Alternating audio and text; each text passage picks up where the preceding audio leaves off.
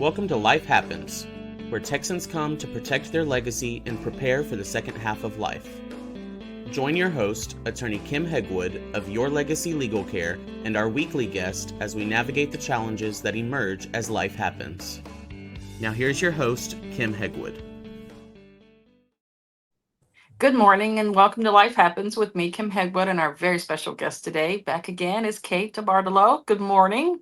Good morning. Thank you for having me. And I'm excited because I like the Conversation Project information. So it's always good to have you on periodically to give our listeners, fun stuff that they need to be thinking about. And today we're going to talk about who speaks for me, how to choose the right medical power of attorney agent, because I think this is really important for a lot of clients, and I don't think they realize how important it is for somebody to have the right person in place. And so, probably from your experience, many people think choosing that agent is simply filling out a form, but truly it's about trust, values, communication.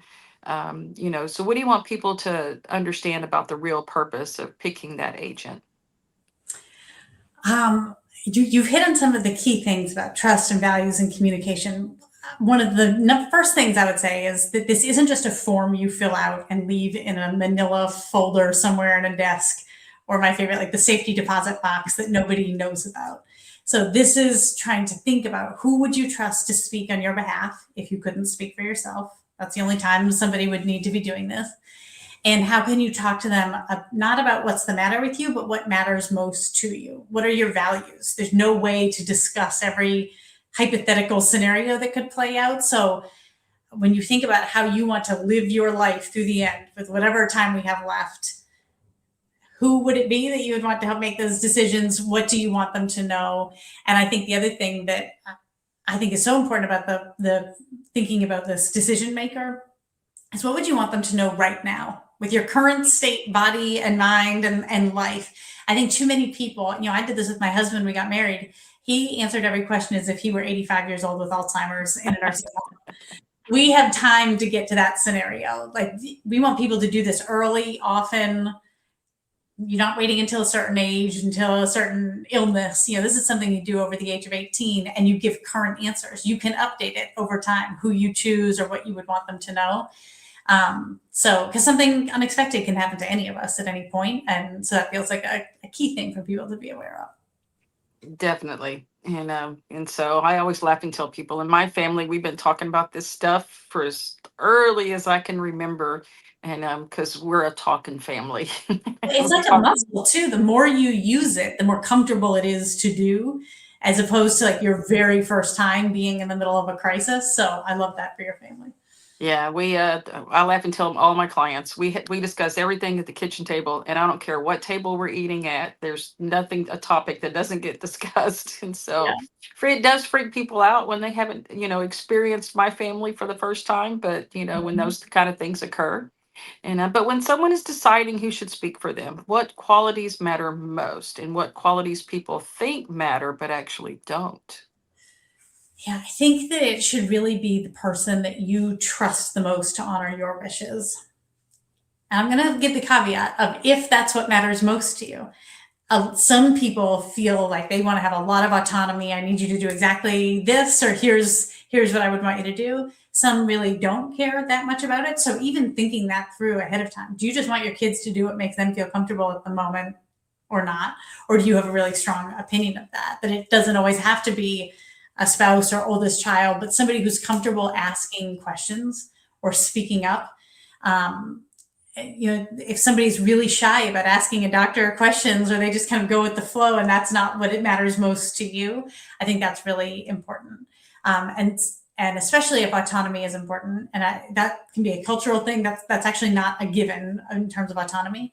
Somebody who's willing to do what you said rather than what they would do in that moment, or what they wish you would do in that moment, can be really important. I remember meeting a woman in Hawaii who she thought at first, well, I'm just going to ask my husband. And he was like, oh no, dear, like, please don't ask this of me. I can't throw away a potted plant with one single green leaf on it. I would sit by your side in a vegetative state for 20 years. Like, I can't do it. So she went to her oldest son, who's like, oh, I got it, Ma. Like, you don't want anything done. I'm never going to let you be hooked up to a machine. Got it. She's like, I didn't say that either. Her middle child just sobbed hysterically through the conversation and couldn't get through it. And her youngest child was the one who was like, okay, tell me more. I understand, depending on your prognosis, you'd be willing to try these things, but that's the one who got the job. Like, the person who was willing to engage with her and think about it and talk about it. I think that's an important thing to be thinking about. Yeah, the first experience I had of really having a fun time with that was with my mom. And, Yeah. And I was thinking that my middle sister would probably be the one to be on her medical power of attorney. And my mom goes, good God, no. And I was on the phone with her. I went, what? Like, what I Yeah. missed? She said, no, your sister would leave me plugged in till she died. So no, she can't be on that document. You make an interesting. I remember meeting a woman in, where was I? St. Louis. She was young, maybe 26. She's like, oh, I've done this. She worked in a nursing home. She saw the value of it. And I've chosen my mom to be my decision maker. But I realize now, if something's happening to me right now, that is a catastrophic event and like the worst moment in my mother's life. And I actually don't want her to have to be in that position. So I've got a cousin who's a nurse, and like, I think I'm actually going to change it to her. So thinking about those dynamics it's important of like, who do you trust would be able to do it, and who would you want in that moment? Yeah, that did a lot of soul searching when I picked mine, for sure. So, but families often assume the default choice is the spouse or the oldest child. When might that not be the best option? And how can someone choose an agent without hurting feelings or, creating conflict? I can't guarantee no hurt feelings here. Every family dynamic is a little bit different. The same way you were talking about your family discussing everything at dinner table, like that wouldn't be appropriate for another family. So who knows what works with different dynamics. I think that it's one of the benefits about talking about this early and often is the chance to avoid more conflict later. So, for example, my mom was one of 7. She was the healthcare decision maker for her parents. She was a clinician, and different kids had different roles, but everybody knew that she was the decision maker. And that is one version of avoiding chaos later on. Like, well, mom never told me that, or she told me this, or I've got this old document that's 12 years old. Like, when there's a lot of confusion and infighting, that's where it can be really hard. I realize, Kim, you give legal advice. I'm not going to be the lawyer here, but I would say a lot of clinicians would almost rather a family come in all on the same page, even if they don't have a legal document in hand, rather than people swooping in with different versions of something, or mom told me this separate thing. So being on the same page can really help avoid that conflict later.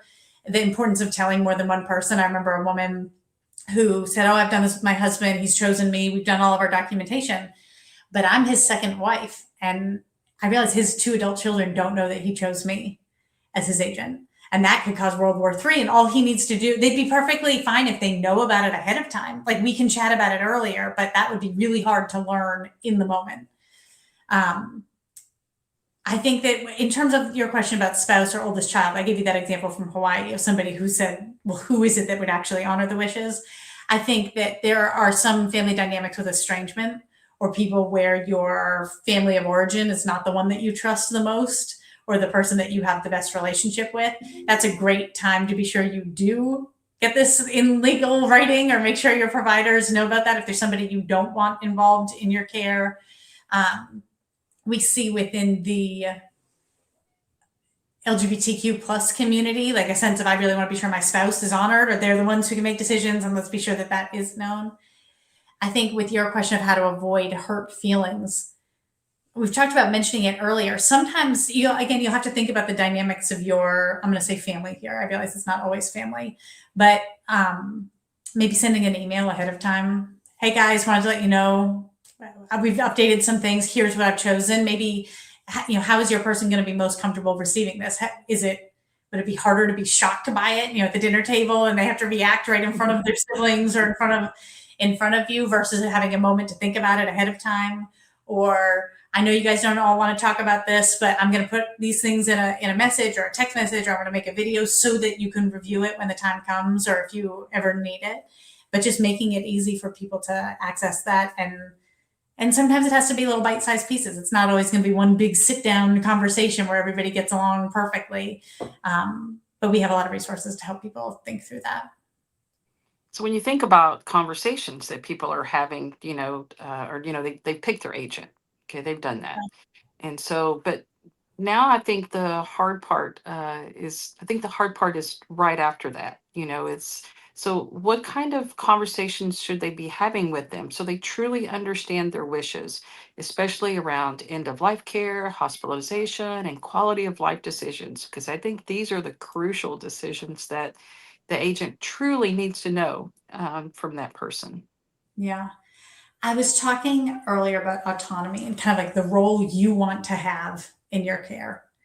Uh, that's an important thing to discuss. There's a woman, she wrote a blog on our website, she's written a book where she has like a 20 bullet point list of exactly what she wants to have happen if she gets dementia. And you better follow this list, exactly what I said, no matter what.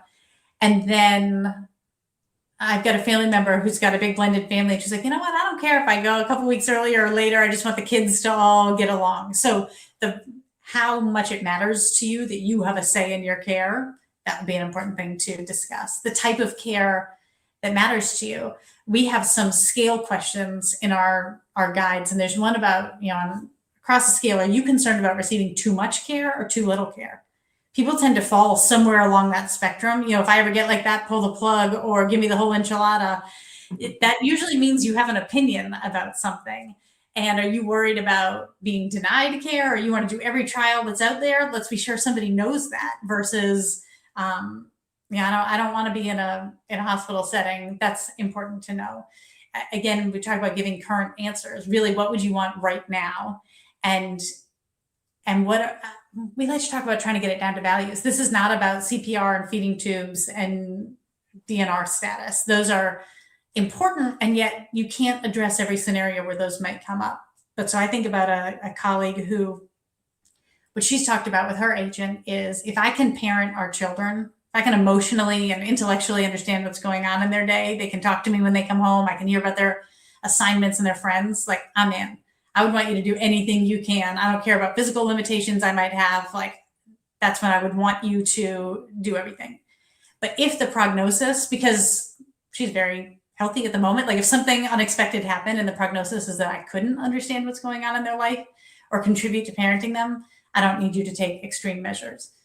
That's what I mean about talking about your values. For some people, that's different. My dad really wants to be able to throw the ball for his dogs in the backyard, and that's a key part of his life. And that can change over time. It's not like you only get to say it once, but what are those things about what matters most to you? Because my colleague's husband can make almost every medical decision off of that one sentence. And I think that's far more useful to him than a lot of hypotheticals. I think another thing that's important to talk about is, or that comes up a lot, is the idea of home. People will come to me saying, my grandmother's only wish was to die at home and I couldn't do it. It got too complex and we had to move her, and I just feel so much guilt about that. And home is not always feasible. It's not always financially or physically or medically feasible. And so understanding unpacking that, what is it about home that's important? For my grandmother, it's that she had her cat with her. I'll go anywhere as long as Pelly the cat can be there. For others, it might be private room or home cooked meals or family can visit or being nearby. Like, so understanding again, like, what is it about the type of care that matters to you? And then I think the last thing that's important to discuss with the agent is the role that others will play. So we've talked about, do you want an agent who will do exactly what you say no matter what? Do you want people to share what's going on or not? But we have resources to help with that as well. So we have a lot of clients that are solo agers. Mm-hmm. And so, and we find that there seems to be more and more, as we've been really working with a lot of these particular clients. And so, because they don't have close family, some of them even don't have close friends because of their age, and their close friends have passed before them.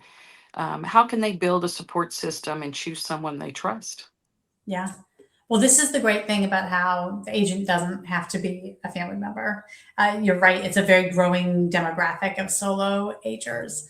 And we've seen some interesting models I remember being at an event at a retirement community, and a woman was hearing what I was saying. She's like, wait a minute, are you saying it doesn't have to be family?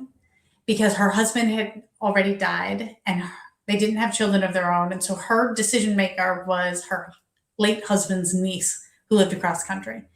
She was like, I have a neighbor who I've gotten really close with, and we go for walks all the time. And I feel like she actually knows me the best. Are you saying I can choose her? And the answer is yes. Like there may be people in physical proximity to you that would know you well. And so I just would hope people listening now can kind of give themselves permission to think about that of other people in their life. I know of different churches who've been pairing fellow solo agers with each other, different congregations taking on this topic of preparing and to say, oh, you don't feel like you've got somebody and you don't either. Like, can we put you two together and you learn about what matters to the other? I would say to check with your local area agency on aging. One thing that's tricky for me is our project is in all 50 states and internationally, and I can't remember all the legal rules in different states, but your local area agency on aging can share more about, are there people that you could hire to play this role, or what are some additional resources? There's a growing movement of death doulas that could be interesting to consider for folks as well. And if other people have suggestions, we would love to hear them. This is something that we're always trying to learn about here. So what are the most common mistakes that people make when selecting a medical power of attorney agent? And what steps can they take today to make sure their documents and decisions are clear, legal, and easy for their loved ones to follow? I think that we've talked about like choosing the person who can honor what your wishes are. I think that too often people wait to even have this conversation. So that's one of the challenges, or they do it once. I remember somebody's like, oh yeah, I had shoulder surgery 17 years ago. I'm sure, I think I filled out that form. I bet my doctor still has it on file. It's like that. I bet they do not still have it on file. I bet that maybe your wishes have changed. So to acknowledge that this is something you can update. There may be somebody new in your life and you want to change it. Maybe somebody that your original proxy has dementia and they probably shouldn't be your decision maker anymore. These are things you can update, whether that's every decade or a new diagnosis, or you get married, or you have kids, or there's a death in the family. So really normalizing that this is something we should be revisiting. There's something every year on April 16th called National Healthcare Decisions Day, due to Benjamin Franklin quote that nothing is certain in life but death and taxes. So yes. Taxes on the 15th, and then revisit your advanced care planning on the 16th. So I think that it can be important to just be sure things are feeling up to date. If your person has any questions, or that you're open to talking about it. We were talking about like the muscle that you work over time. I feel like it's helpful. You'll see a magazine article or a newspaper article about, Jimmy Carter, or something happened with a celebrity. Being able to just forward that along, like, oh, I like this, I didn't like that, can be really helpful. And I think walking the walk, if we are hoping that somebody in our life, maybe we're a caregiver for a parent or somebody else, I wish they would do this. I need to know what their wishes are. Like, anybody listening can do this for themselves as well. It makes it more authentic to do that, or to bring it up with others. And to realize that this isn't always a conversation that happens in one big sit down conversation. You might be able to do little bits and pieces and start to stitch that together, but to just keep forward momentum and movement on it, I think is really helpful. Perfect. And so, all right, Kate, how do people find you if they want to get more information? Well, I'm always happy to receive emails. My email address is kdebartolo@IHI. So that's KDebartolo@IHI.org. Or our website, theconversationproject.org. We have all of our resources are free. They're available in multiple languages. We've got videos, we've got audio guides. I mentioned the stories that people share. So if you have a story that you think would be helpful for others to hear from, you can reach out to us. And then also on social media, we're on Instagram and Facebook, and always sharing little tips and tricks there. And would love to have folks follow us. Perfect. And so it's so good to have you on the show again, Kate. Your information is always so good for our listeners, and we look forward to having you on again soon. Thank you so much for having me. Thanks for tuning in to this week's episode of Life Happens with Kim Hegwood. Be sure to tune in every Thursday at 10 a.m. wherever you listen to your podcast as we navigate through the challenges that emerge as life happens. The content of this podcast does not establish an attorney-client relationship or constitute attorney-client privilege, legal, medical, financial, or any other professional advice.